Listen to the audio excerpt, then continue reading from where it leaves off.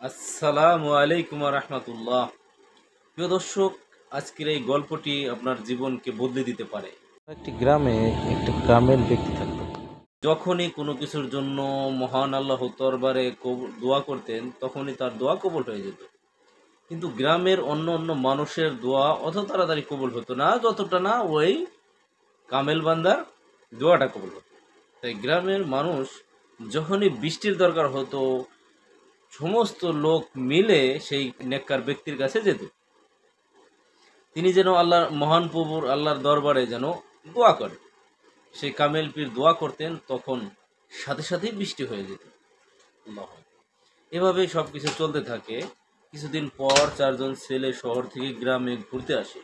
আর যখন তারা এই আল্লাহ ভীরু পীরের কথা জানতে পারে যে এই পীরের দোয়া অতি তাড়াতাড়ি কবুল হয়, তখন তারা বিশ্বাসই করতে পারতেছে না এটা হতে পারে।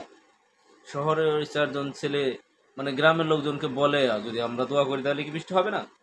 আল্লাহ কি আমাদের ডাক শুনবে না? আমি কি আল্লাহর সৃষ্টি না? আল্লাহ আমাদেরও তো সৃষ্টি করেছেন, আমাদের দোয়া তো কবুল হবে।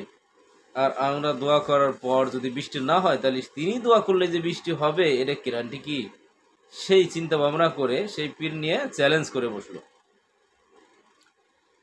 এখন পরের দিন গ্রামের লোকজন সেই চারজন ছেলেকে নিয়েই ব্যক্তির কাছে নিয়ে গেল। সেই আল্লাহ বিরো ব্যক্তির সমস্ত ঘটনা খুলে বলল।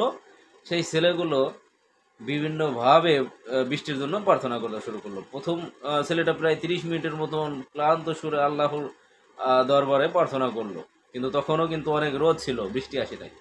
তারপরে দ্বিতীয় ছেলেটা যখন আবার নিয়োজিত হলো, যে 1 ঘন্টা প্রায় দোয়া করলো। বাকি দুজন প্রার্থনা করতে শুরু করে, কিন্তু তাদের প্রার্থনা বৃষ্টিপাত হচ্ছে না। এবার সেই বুজুর্গ ব্যক্তির দোয়া করার পালা। এখন আল্লাহর ধ্যানে সেই মগ্ন হয়ে গেল এবং প্রার্থনা করে থাকে। অতঃপর 1 ঘন্টা হয়ে যায়, কিন্তু তখনও বৃষ্টি হচ্ছে না। সেই কামিল ব্যক্তিটা দোয়া করা বন্ধ করলেন না। 2 ঘন্টা পার করলো, কিন্তু আশ্চর্য বিষয় যে বৃষ্টি আর হচ্ছে না। অতঃপর দেখতে দেখতে 4 ঘন্টা পার হয়ে যায়। আর ওই ছেলেগুলো খুব হাসি মজাক করতেছে যে দেখো কাণ্ড, আমাদের দোয়া যদি বৃষ্টি না হয়, সে আমাদের তাহলে তার দোয়া কি করে আসবে? মানে 4 ঘন্টা হয়ে যায়, তারপরেও সেই বৃষ্টি আসতেছে না। কিন্তু ওই কামেল ব্যক্তি দোয়া বন্ধ করে নাই, আল্লাহর কাছে দোয়া করতেই আছে এরকম। আর সে ব্যক্তির হাত আল্লাহর দরবার থেকে কোনোভাবেই নামে না। হঠাৎ করেই আকাশে মেঘ জমে আসলো, প্রচণ্ডভাবে বিদ্যুৎ চমকানো শুরু করলো, প্রচণ্ড বৃষ্টি শুরু হয়ে গেল। তারপরে সেই চারজন ছেলে অবাক হয়ে গেল। অতঃপর তারা তাদের বেয়াদবির জন্য বা সেই ব্যক্তির কাছে ক্ষমা চেয়ে সে জিজ্ঞেস করলো যে আসলে আমরা যদি জানতাম যে সকলেই আল্লাহর বান্দা, সবাই এক, এটা কিভাবে সম্ভব? আমাদের দোয়া কবুল হলো না, কিন্তু আপনার দোয়া কবুল করলেন। আপনার দোয়া করার সাথে সাথেই বৃষ্টি হয়ে গেল। সেই ব্যক্তিটা বললেন, সেই কামিল ব্যক্তি বললেন যে আমি আল্লাহ রব্বুল আলমীর কাছে প্রার্থনা যখন করি, তখন আমি এইটা ভাবি যে দোয়া করলেই অবশ্যই আল্লাহ আমার দোয়া কবুল করবেন। দ্বিতীয়ত, আমি ততক্ষণ পর্যন্ত আল্লাহ রব্বুল আলমিনের দরবারে প্রার্থনা করে যাব যতক্ষণ পর্যন্ত না আল্লাহ আমার দোয়া কবুল করছে। এই কথা শুনে সে 4টি ছেলেই সাথে সাথে মানে নসিহত নেওয়া শুরু করলো।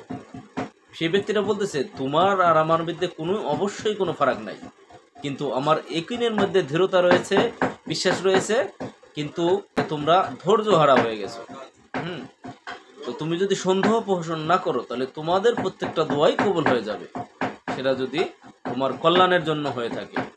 তাই আল্লাহর দরবারে প্রার্থনা করে হতাশ হবেন না। কেন কবুল হচ্ছে না, কেন আল্লাহ আমার দোয়া শুনছে না, সম্ভবত আমার দোয়া কবুল হবে না, এরকমভাবে কোনো রকম মন্তব্য করবেন না।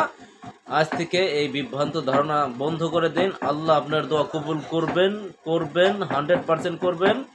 যদি না করে, তাহলে ভবিষ্যতে বা আখেরাতে আপনার সেই দোয়ার বরকত আপনি পেয়ে যাবেন ইনশাআল্লাহ। এই যে অনবরত দোয়া করতে থাকেন, ইনশাআল্লাহ আল্লাহ কবুল করবে ইনশাআল্লাহ। আসসালামু আলাইকুম ওয়া রাহমাতুল্লাহ।